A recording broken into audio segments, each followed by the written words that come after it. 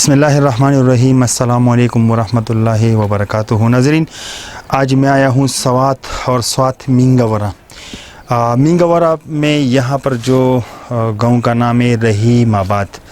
रहीमाबाद में मैं आया हूँ। यहाँ पर आप लोगों ने शॉर्ट क्लिप देखे कि एक बुज़ुर्ग हमारे साथ ऊपर पहाड़ियों में आ रहे हैं। सबसे पहले तो आप लोग देखें कि यहाँ पर पहाड़ियों के ऊपर ये दरवाजे का हाल देखें कि यहाँ पर पर्दों से अपने लिए दरवाज़ा बनाएं, और ये जो दीवारें नहीं हैं ये भी आप लोग देखें, ये अपने लिए पर्दों से दीवारें बनाएं इर्द गिर्द।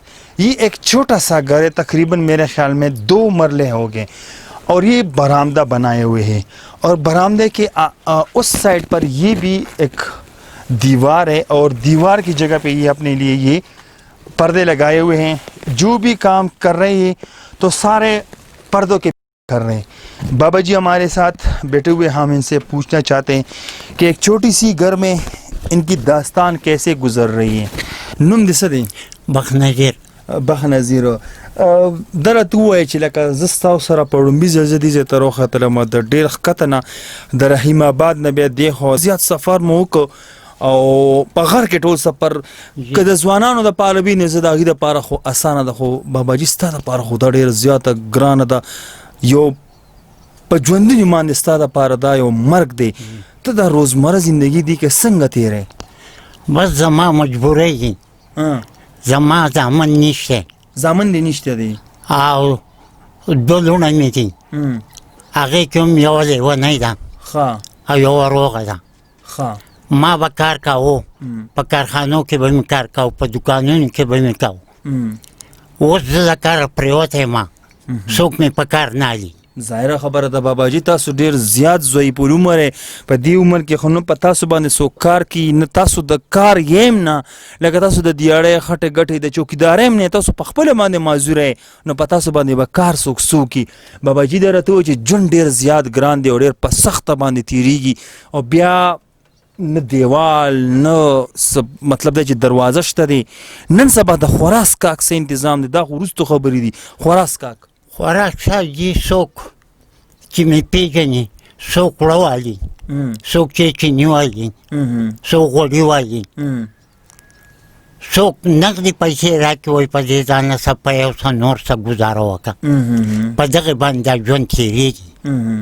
نور د 2 پیسو د راوړو لکه څوک په دې کور کې نشته. به تاسو په دې کور کې 3 تنه ژوند کوئ، یو تاسو 6 کسه ژوند کوئ. ښه، زامن دې د ګټې وټې بالکل نشته؟ بالکل نشته. خپل خپلوان خو دې شته که نه؟ خپل خپلوان الله شینځلي دي. هېڅوک مې بغیر د الله نه مې خپل خپلوان رشته دار د سره تپوس مې نه کوي.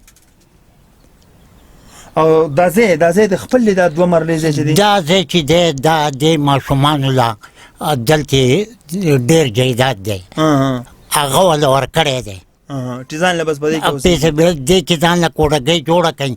نو ستاسو خو د ګټو وټ څوک نشته، رزق په الله درکوي، خو دومره چې په دروازه کې د څوک ولاړ نه وي چې د کور نه وباسي. اوس په دې کې دا یوه وړه کمره ده، په دې کې بس دا هغې باندې هم تاسو ځان ته پتری دي، پتری ایښي دي.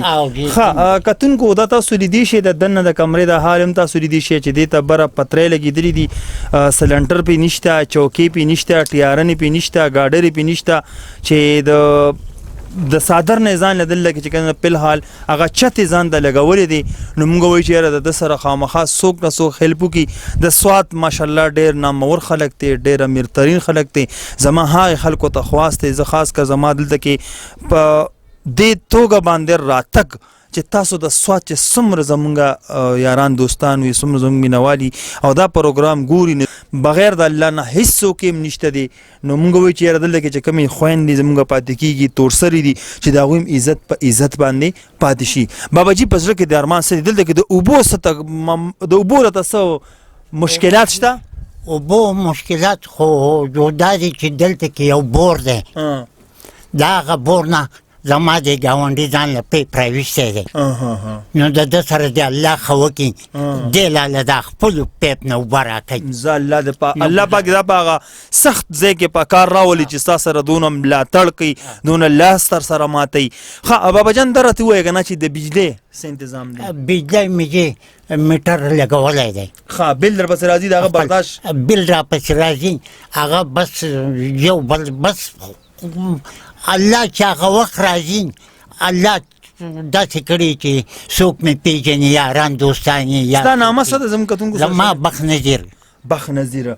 ښه د دې ستا ماشاءالله ګاونډیان سره ښه دي الحمدلله؟ ګاونډیان سره ډېر ښه د یخ دا کوم چې د لاندې نه موږ دې سره پورول ټول د سره لاس ټول ښه دي ښه برابر دي چې څه راوړم هغه راسره راخېږي دلته ماشاءالله ماشاءالله او لکه ښه هیلپ راسره کوي. ټیک شو جي.